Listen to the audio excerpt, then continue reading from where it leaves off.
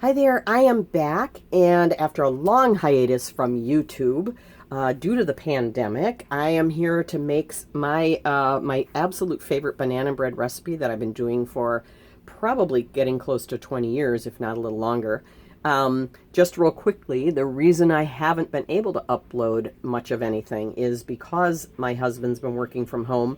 His his home office does not have a door, and neither does our kitchen, so we can hear everything the other is doing, and I can't capture any of that accidentally on video. So he is out for the day, or this afternoon, I should say, at the park with our dog Romeo, trudging through a lot of snow hiking. So fingers crossed that they'll be gone for a little while and I can get this done. I'm actually in my basement, and during the pandemic, I had two thrift store bread makers that I absolutely loved and worked great, and they both died.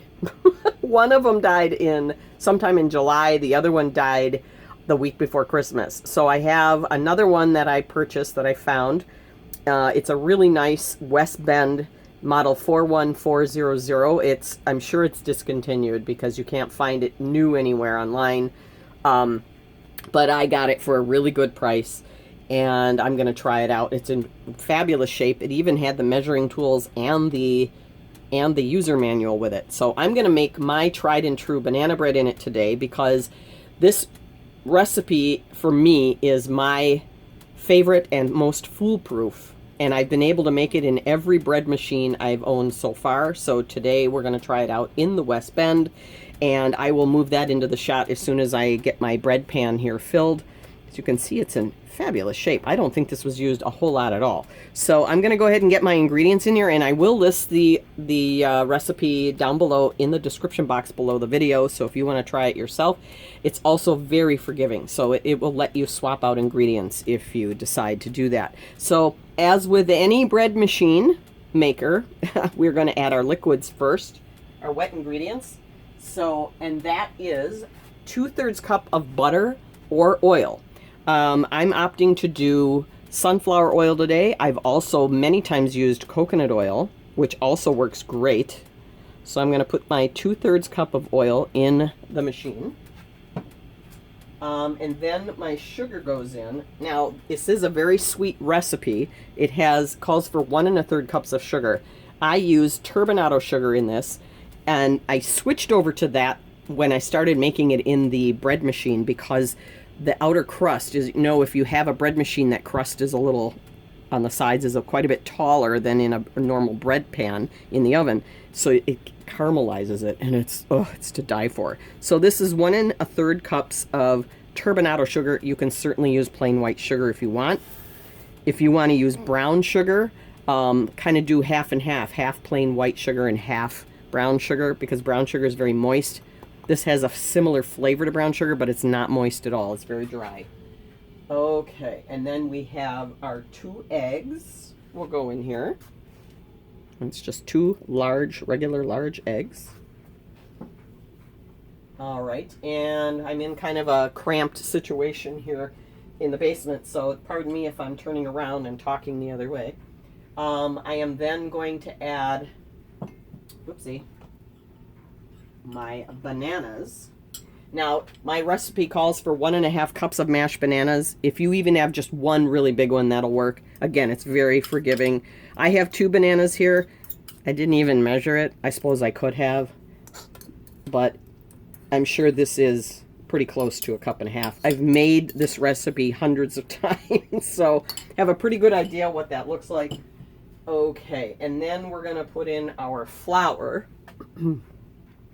All right, and now for the flour, you can use all-purpose flour, you can use whole wheat flour.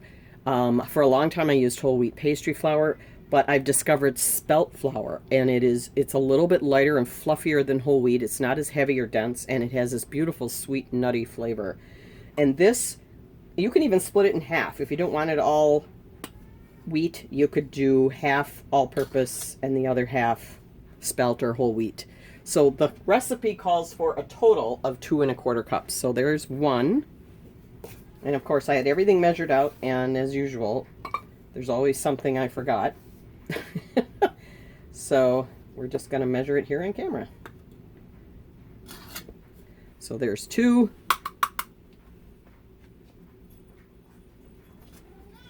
And a 1/4.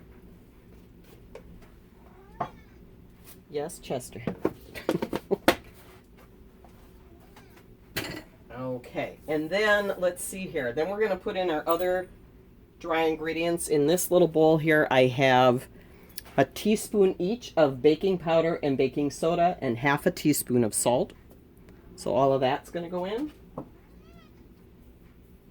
And then the magic ingredient here is sour cream.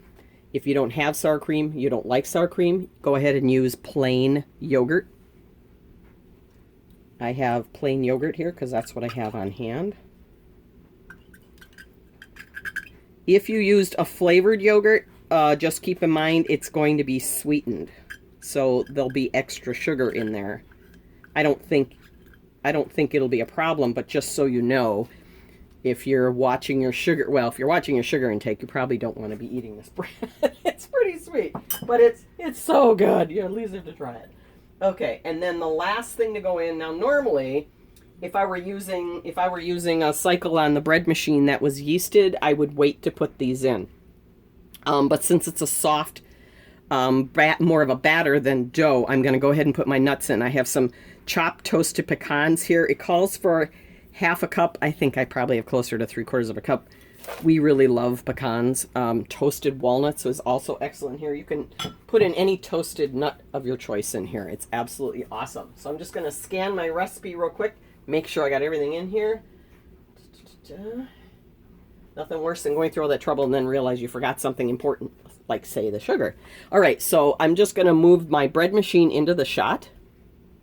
Okay, here is my latest find. This is again the West Bend 41400 is the model. I'm pretty sure this is long discontinued, but you can still find them on places like eBay.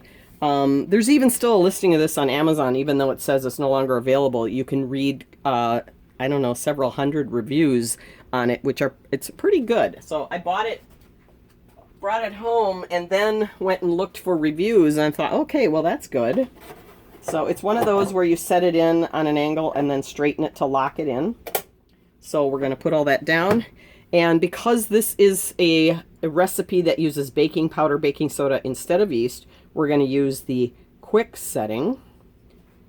And that is, on this machine, is number 4. So I'm just going to hit the menu button here. There's 4. It defaults to 1. So now I'm on 4. This is going to be 1 hour and 40 minutes. Hit start. I don't think, yeah, there is light, medium, dark crust color options and things, but I'm pretty sure that's not available for the quick bread setting. Some of these machines have a little, you know, some quirky rules like that. So I am going to pause the video and let's take a look at it. You can see it mixing there. Sorry, I'm making a shadow here. So when this is done, we'll come back and take a look. Okay, that was 1 hour and 40 minutes. It just beeped to let me know that it's done. The counter has counted down to 0. And like I said at the beginning of this video, this is my trial run using this bread maker. I had never used it before. And apparently, yes, you can, just to clear it up, you can decide if you want light, medium, or dark crust on the quick bread setting. And it defaults to medium, which I thought, well, that's fine. That's the first thing I would have chosen to test it out to see what it looks like. Let's see what our bread looks like. I'm just going to tilt you forward here. It looks beautiful. Look at that. I wish you could smell this. It smells awesome. So I'm just going to move, because I am so tight on space, I'm just going to pause for a brief second here just so I can move this out of the way and then remove the bread from the machine. Okay, let's get this baby out of here. Again, I will apologize again one last time for the not so great lighting, but look at that bread. Oh! That's the kind that makes you want to sing. It just, oh man, does it smell good. Okay, well, I think that acid test, that first test, was very successful. So let me bring it up closer so you can get a good look at it here. Some light on that. Now, many times, even my best bread makers left a big divot in the middle of my banana bread. This one, you can see it started out that way, but it did puff up nicely. So I'm quite happy about that. Let's test. Yeah, it's done. Nothing doughy in the middle. Woohoo! I'm stoked. Let's just kind of make sure we're loosened up. I'm not in a huge hurry to get it out of here, just because it's not a yeast bread, so it is slightly more delicate than a yeasted bread. So let's. Sorry about that. Let's see if we can get it out. Here it comes. Here it comes. Here it comes. Yay! Ooh, and the paddle came out with it. That is red hot, so I want to be really careful about pulling that out. There we go. Here it comes. Here it comes.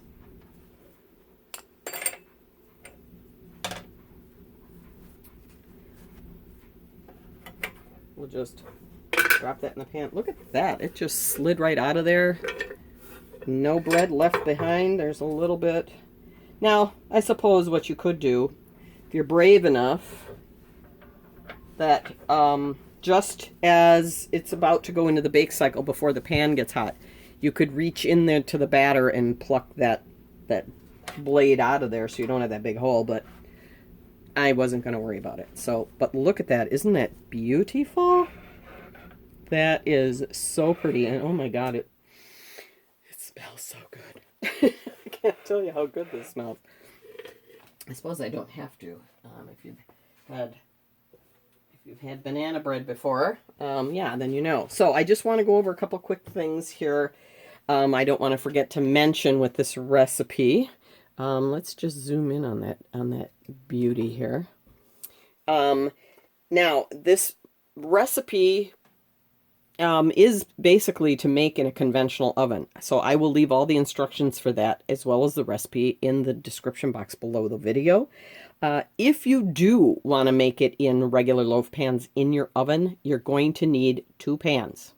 I can't stress this enough. If you pour all of that batter into one pan, it doesn't matter how big it is, it's going to bubble up and spill over. It will do it every single time. Trust me on that. I've made the mistake twice in over the 20-some years I've been making this recipe. It just fills the pan too high. Your bread pans shouldn't be more than half full, okay? Because it will, and you might even want to put those on a baking sheet that they both fit comfortably on, where if there is any spillover, it'll get caught in the pan and not on the bottom of your oven. If you split it into 2, though, evenly, it should be fine. Just don't pour it all into one. You can also substitute buttermilk for the yogurt or sour cream.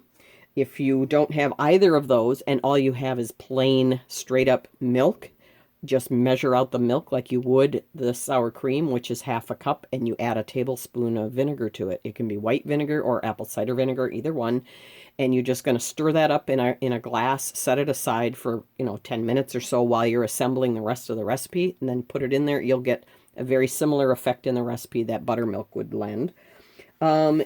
Try to let it cool at least a little bit before cutting it. This is a little more forgiving than cutting into a yeast bread when it's right out of the oven, which will ruin the texture. This one, because it's not a yeasted bread, you can cut into it while it's warm, just not rip-roaring hot like it is now. You can also veganize this recipe if you want. I will put those instructions in the bottom too. This is, like I said before, this is a very forgiving recipe and it's absolutely delicious. You can leave the nuts out. You can put whatever nuts in there you want. If you don't like pecans, you could use walnuts, peanuts, macadamia nuts, cashews. I think hazelnuts would be awesome in this recipe. Just make sure whatever you use is toasted first and chop them up kind of small just to make it easier to slice and eat. And as far as veganizing it, I would suggest using the ground flax meal mixed with water method, as known as the flax egg. That would probably be the easiest and best thing to use for this.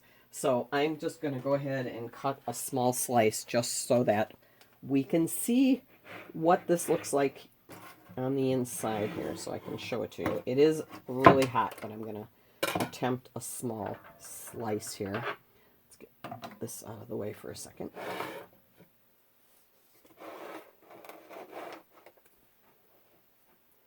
This is a very, very old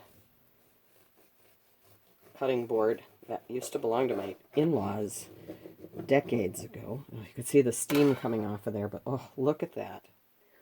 Is that beautiful or what? And here I'll show you the slice so you can see the nuts, the peanut, or excuse me, pecans in there. Look at the steam. Can you see the steam coming off of there? Holy moly. Okay. And I just happen to have a little bit of butter here. And it hardened up. It's so cool down here that it actually firmed up while it was sitting here waiting for the bread to finish baking. I'm going to bore you with buttering the whole thing. I just got to get a taste of this. Mmm. That's a success. That is a success. So, glad to see you guys again after all these months off of YouTube. Excuse my full mouth while I'm chewing. But again, I really hope this is helpful. I hope you give this a try. Wonderful recipe. It's flavorful, it's moist, but it's substantial. Love making it with that spelt flour. Whole wheat pastry flour is another really good choice, and you can mix them with regular all-purpose if you want. If you don't want to go, you know, the whole thing. It's so tasty, and give the turbinado sugar a try. Just that crunchy exterior is just divine. So I hope this is helpful to you. Again, the recipe with all the instructions and variations will be listed below the video in the description box. If you like my videos, please give me a thumbs up. And stay safe, stay healthy, and it's January, so stay warm. Talk to you soon. Bye-bye.